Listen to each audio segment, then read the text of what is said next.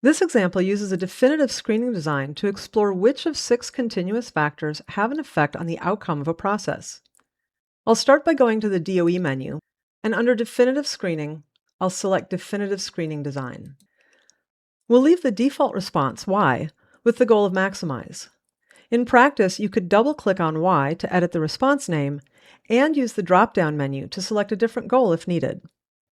Since all the factors are continuous, we can enter 6 in the Add N Factors field, and then click Continuous. The 6 factors are added with low and high values coded as -1 and 1. Like with the response, you could edit the factor names, as well as enter the real physical values of your low and high factor levels. Now the responses and factors have been defined, we'll click Continue. This opens the Design Options section. We don't need to specify a blocking structure in this example, so we'll accept the default selection of no blocks required. Adding extra runs enhances your ability to detect second-order effects. A minimum of 4 extra runs is highly recommended, so we'll leave that as the default. We'll also leave the default number of center points at 1.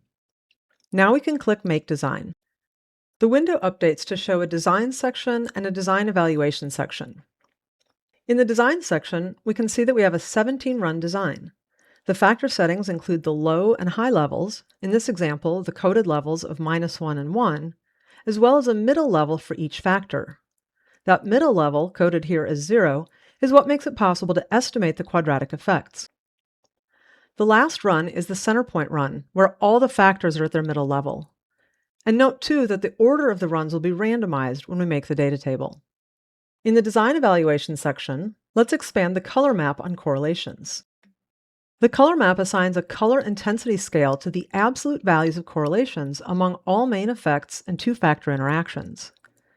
White indicates a correlation of 0, so we can see that there are no correlations between the main effects or between the main effects and their two-factor interactions. And that's a hallmark of definitive screening designs. Black indicates an absolute correlation of 1, and so we expect to see that on the diagonal like this. Each effect is perfectly correlated with itself. The gray shades indicate absolute correlations between 0 and 1, with lighter shades corresponding to smaller absolute correlations. And we expect the two-factor interactions to be partially correlated with one another in these designs. At the bottom of the window, we can specify the output options. We'll leave the run order set to randomize and click Make Table. Now we have a data table that gives us the factor settings for each run of the experiment and a column where we can enter the measured responses.